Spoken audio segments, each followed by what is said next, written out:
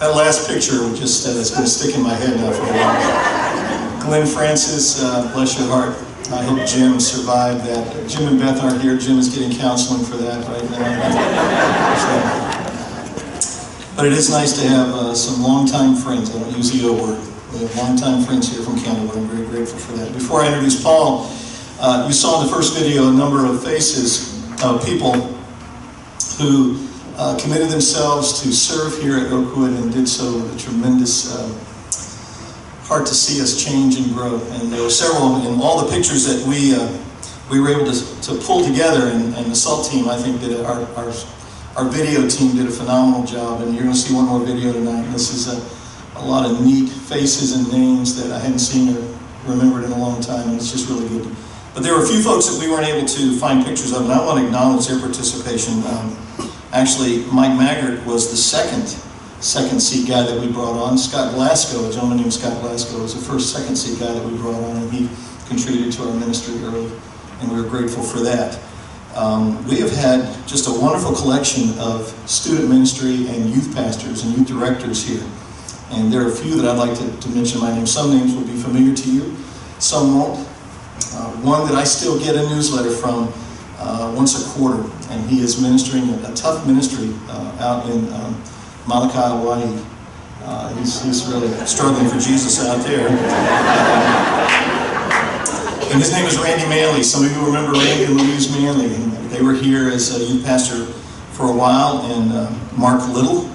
I need to mention Mark's name because David Walcott would probably shoot me if I didn't. It's his closest friend. Mark was actually our daughter's youth pastor back in the day. We're very grateful for Mark's contribution to us. And then a young man named Mark Nauman. Some of you guys remember Mark and Christine Nauman were with us for a season.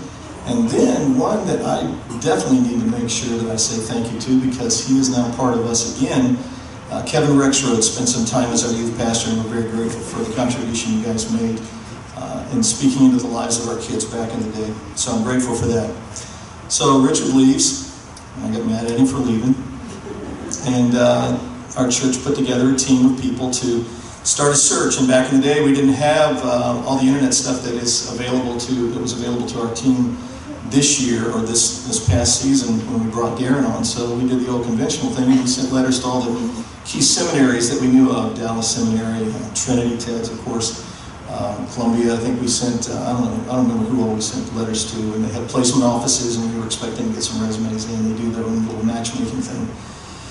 And we got some names in. We actually brought a guy in from Denver that we thought was the guy, and it turned out God made it very clear that this was not the man for Oakwood or for Trinity at the time. And so we placed a call to our district superintendent at the time, and I was hoping he would be here tonight because I really wanted to acknowledge his participation. Most of you folks don't even know, Walter Erickson was our district superintendent back in the day. And Walter was very gracious to us and helpful, and he said, "There's this guy I know up in North Dakota." Our first thought was, can there be any good thing that comes from North Dakota?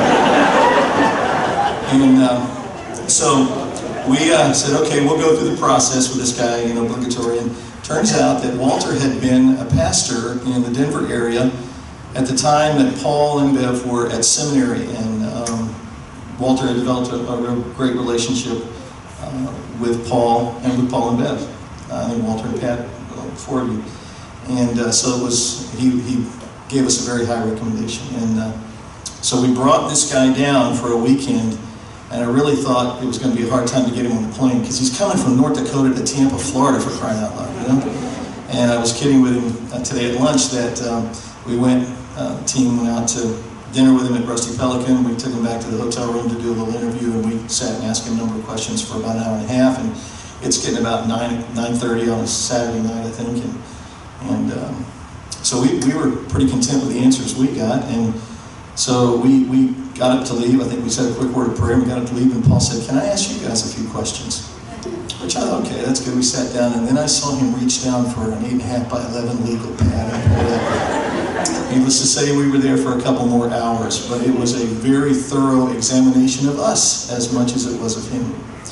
And little did I know that 28 years later, he would be one of my dearest friends, and now he's my teacher again, which is pretty cool. I'm in a process with Free Church, and So tonight he's my dear friend, but Tuesday he will be my teacher enemy again. I'm so grateful you guys are here. I'm grateful for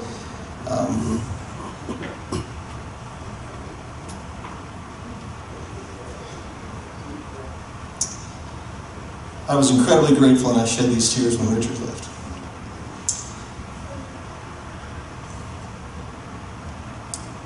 I'm glad you're my friend. I'm glad you were my pastor for 28 years. Come on, Dave. Yeah. Blah, blah, blah. Paul Fair is here tonight to tell us his thoughts about what it was to be a pastor here. And he blessed me to be able to look behind the curtains 8 years ago and see what church pastors go through and the joys that they have in seeing people's lives changed. And I will also say the challenges that they have in dealing with circumstances in people's lives when they come to a pastor to be validated rather than to hear the truth. And they get the truth and they're rejected. And they keep going. I asked Paul one time, why do you keep doing this? He said, because I'm so convinced of God's call on my life. And besides, I wouldn't know what else to do. I'm grateful you didn't figure out anything else to do. Paul, would you come and bless us?